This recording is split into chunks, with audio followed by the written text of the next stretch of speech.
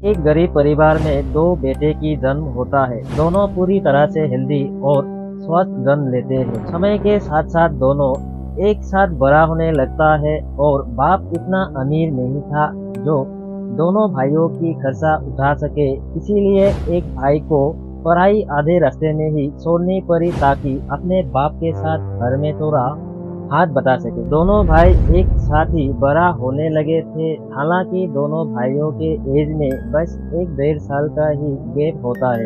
एक भाई की कमाई बस शुरू ही हुई थी जो बचपन में ही पढ़ाई छोड़ दी थी। इसीलिए बाप को भी थोड़ी सी राहत मिलने लगी और घर की हालत में भी थोड़ी सी सुधार आ रही थी। बस बाप को एक बात की परेशानी हो रही थी और परेशानी इस बात की थी कि एक बेटा अच्छा खासा कमा रहा होता है और एक बेटा अभी अभी बीकॉम क्लियर करके बस कमाने की सोच रहा है। बाप की बात सुनकर पढ़ाई तो किया लेकिन कुछ ना करने के कारण बाप ने हर रोज उस बेटे को कुछ सुनाता रहता है। समय के साथ साथ घर में क्लेश ज्यादा होने लगता है और जबकि पहले बाप अकेला कमाता था तो कोई बात नहीं थी। अब एक बेटा भी साथ कमा रहा है तो घर में क्लेश और हर रोज कुछ बातें होती रहती है। असल वजह यह है कि एक बेटा कमा रहा होता है और एक ने अभी तक कुछ शुरू ही नहीं किया। जो कमाता है उसे तो घर में इज्जत ही इज्जत मिलते हैं और जो ना कमा पाते हैं उसे तो इज्जत ना के बराबर मिलते रहते हैं। आप जानते हैं कि ऐसा क्यों होता है और इसके पीछे क्या रीजन है? इसके पीछे कोई बेडलक है या कर्मा है जो घूम के मैनिफेस्ट होके सामने खड़ा है? जो भी हो, सामना तो उन्हें ही करना पड़ेगा।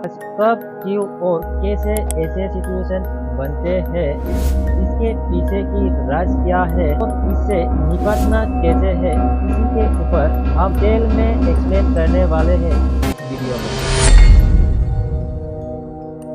नमस्कार दोस्तों, मैं हूं एजे। पहले हम बात करते हैं डेडलॉक और कर्मा की, जिसके कारण ऐसा सिचुएशन क्रिएट हुआ है। किसी ने अगर इस सिचुएशन को ऑनेस्टी से और हर एक डायमेंशन से अच्छे तरह से ऑब्जर्वेशन करे तो सब कुछ आंखों के सामने हो सकती है। तो आज हम भी आजमाने वाले हैं थोड़ा सा ऑनेस्टी, ताकि हम देख सके कि इस सिचुएशन में एक्चुअल में क्यों हुआ और कैसे हुआ। जब बात आती है लाख की तो हमारे पूर्वज ने पहले ही ये पुष्टि कर चुकी है कि जिसकी नसीब अच्छा है सिर्फ उसे ही शिक्षा मिल पाती है और जिसके नसीब में शिक्षा होती है तो फिर उनका तो नसीब अच्छा होना ही पड़ेगा। इस बात को हम इस सिचुएशन से रिलेट करें तो देखा जाता है एक भाई के पास सिर्फ नसीब है, बल्कि उनके पास इसके अलावा ना इज्जत ना पैसा है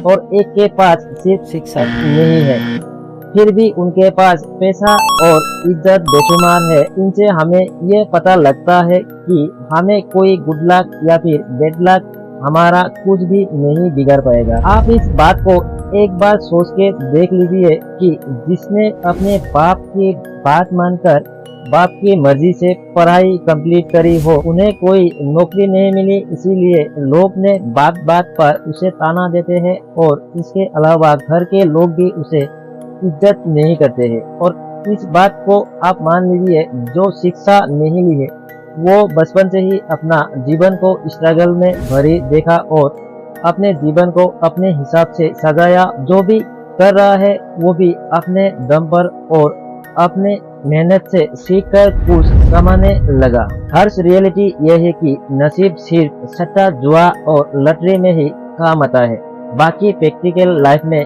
कुछ काम नहीं है, क्योंकि नसीब से ना पेट भरती है, ना नसीब को बाजार में बेच के पैसा मिल सकते हैं, ना ही नसीब से आपको इज्जत मिलने वाला है। इसीलिए प्रैक्टिकल लाइफ में बैड लक या गुड लक की कोई वैल्यू नहीं है। पुराने जमाने में नसीब से बहुत फर्क पड़ता था, क्योंकि पुराने जमाने में लोगों को ना ही प्रैक्टिकल लाइफ के बारे में पता था, ना ही साइंस, साइकोलॉजी और फिलोसफी के बारे में जानकारी थी। बस उन्हें एक बात की जानकारी थी और वो है अंधविश्वास। हम क्या कर सकते हैं, यही हर्ष रियलिटी है। आजकल की एक बेरोजगार लोग भी अगर पुराने जमाने में होते तो उन्हें भी पुराने जमाने के लोग पूछते और ज्ञानी महान समझकर धन दौलत और इज्जत सब कुछ दे देते, क्योंकि तब कोई इनके जैसा ज्ञानी समझदार और चालाक नहीं होते। तो ऑनेस्टली से देखा जाए तो गुड लक बैड लक कुछ नहीं होता। हम इस बात को माने या ना मानने से कुछ बदलने वाला नहीं है।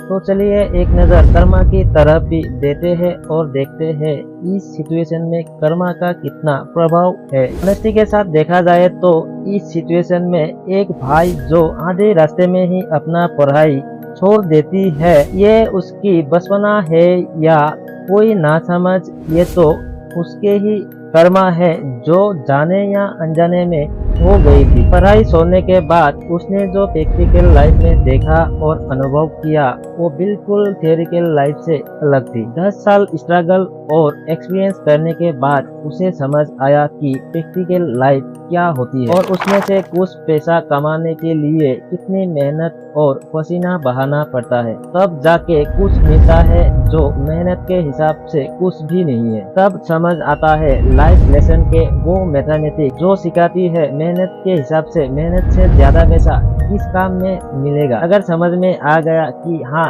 ऐसा कोई काम है जो मेहनत तो उतना ही करना पड़ता है लेकिन पैसा तो उससे भी कई गुना ज्यादा मिलने लगता है, तो उस काम को जल्दी से शुरू करते हैं और ज्यादा से ज्यादा पैसा मिलने लगता है।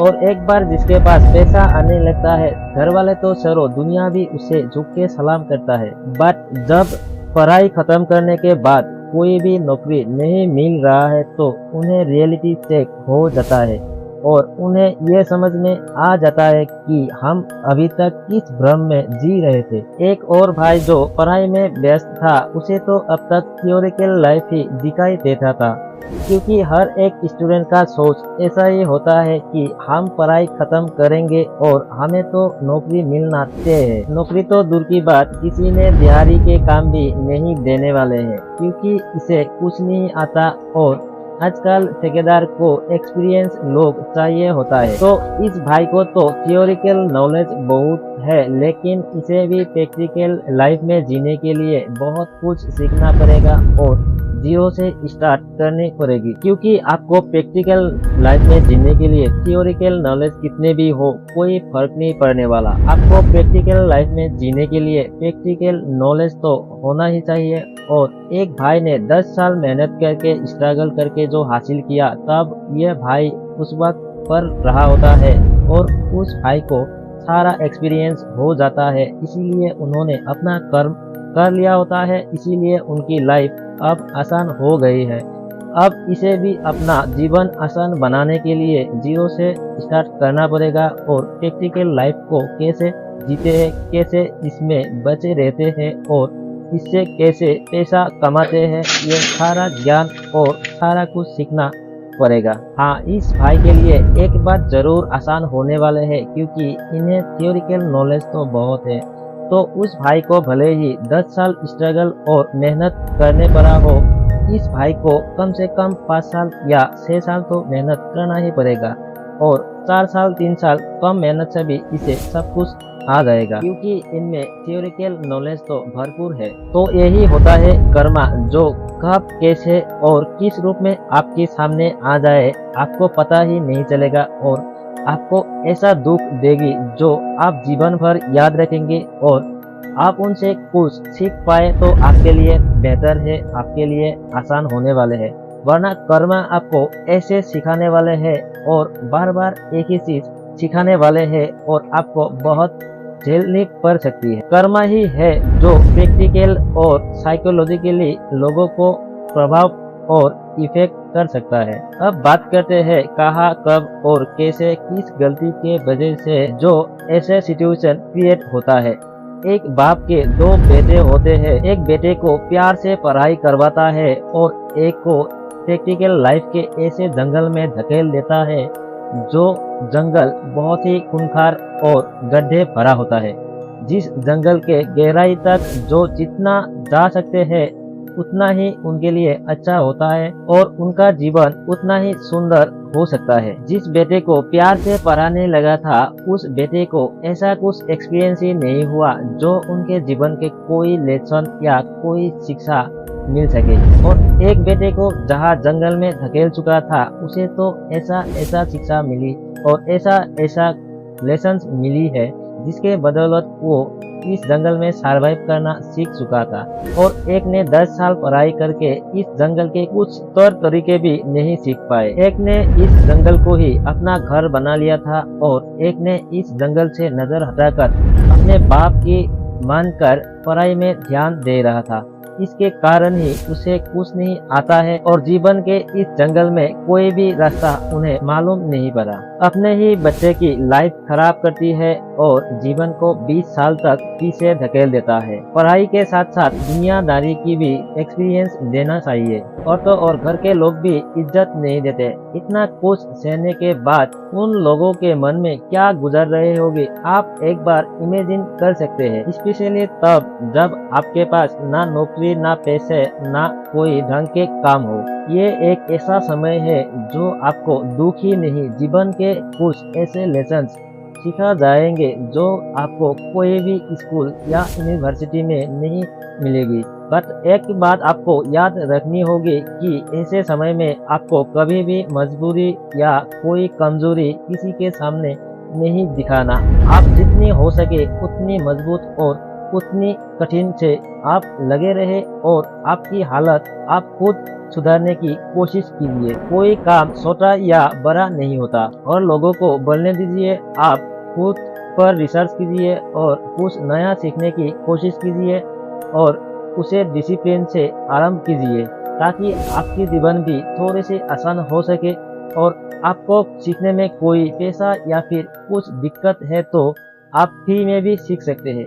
मान लीजिए आपको कोई काम पसंद आया, वो आप सीखना चाहते हैं, तो जिसके पास वो काम है उन्हीं के पास आप जाएंगे और उन्हें आप पैसा नहीं दे पाए, कोई बात नहीं, उनसे आप फ्री में सीखने के लिए आप उन्हें भी थोड़ा हाथ बटाइए और आप उन्हें भी थोड़ा हेल्प कीजिए और आप उनके बदले में उनसे कोई चार्ज मत कीजिए ताकि वो भी आपको काम की कुछ सिखा सके और आप भी उनके काम को ध्यान से देखें और सीखने की कोशिश कीजिए, जहाँ से आप बहुत कुछ सीख सकते हैं। और आपकी ऑब्जर्वेशन पावर होनी चाहिए ताकि आप देखकर और सुनकर ही सब कुछ सीख सकते हैं। जब आप उस काम में थोड़ा बहुत आने लगेगा और आप पूरा काम सीख जाएंगे तो वही लोग आपको पैसा दे के रख लेगा या फिर नहीं रखेगा। तो आप कुछ ऐसा कीजिए ताकि आप खुद से ही वो काम स्टार्ट कर सके और अपने जीवन को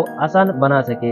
एक और बात, जब आपको कॉन्फिडेंस होगा कि आप किसी भी छोटा मोटा लोन लेके आप उसे चुका सकते हैं इसी काम से, तो आप छोटा मोटा लोन भी ले सकते हैं और उससे ये काम आराम कीजिए और इसी काम से आपने कमाना है और इससे आपको उस लोन को भी चुकाना है।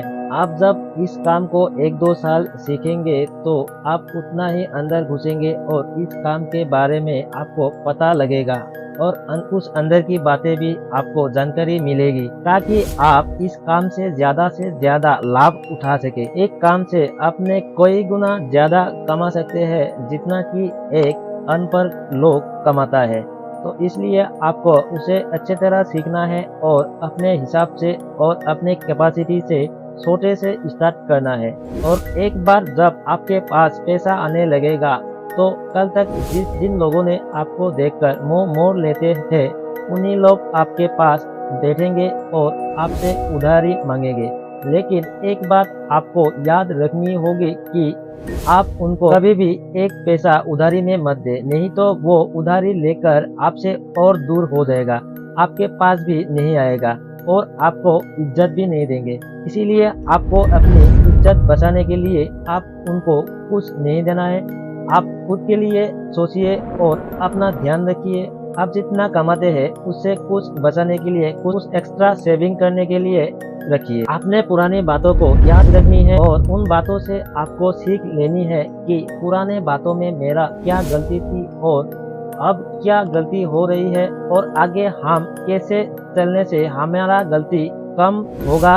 इसलिए आप सोचते रहिए और अपने आप को ऑब्जर्व कीजिए, अपने आप को रिसर्च कीजिए और सबसे बड़ा बात, आप लोगों से थोड़ा सा डिस्टेंस मेंटेन कीजिए। तो आज के लिए इतना ही। नमस्कार, जय हिंद।